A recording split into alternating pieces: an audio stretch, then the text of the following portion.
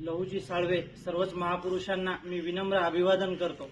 आज आपण सर्वजण इथे जमले आहेत शिवजयंतीच्या निमित्ताने। छत्रपती शिवाजी महाराज आपल्याला सांगायला दोन शब्दांमध्ये काय सोपे नाहीत याची सर्वांना प्राचिती आहे।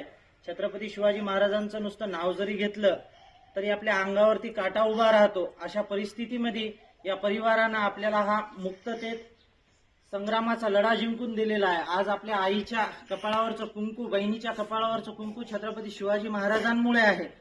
सर्वांना तुम्हाला परिचित म्हणजे शिवाजी महाराज म्हणल्याच्या नंतर सर्वजण ओळखतो। अतिशय आपल्या परिवारावर तुळशीपत्र ठेवून स्वराज्यासाठी लढले। स्वराज्य म्हणजे काय?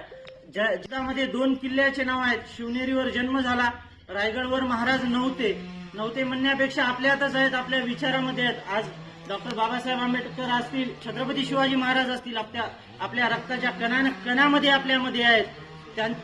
त्याचबरोबर छत्रपती संभाजी महाराजांचं चरित्र काही मूर्खांनी मलिन करण्याचा प्रयत्न केला।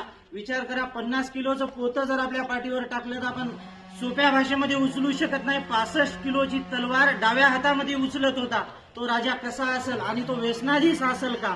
आपण सर्वांनी आता छावा चित्रपट पाहण्याचं माझ्याकडून मी आज शिवजयंतीच्या निमित्ताने सर या मुलांना छावा चित्रपट दाखवण्याचा माझ्याकडून संकल्प करतो।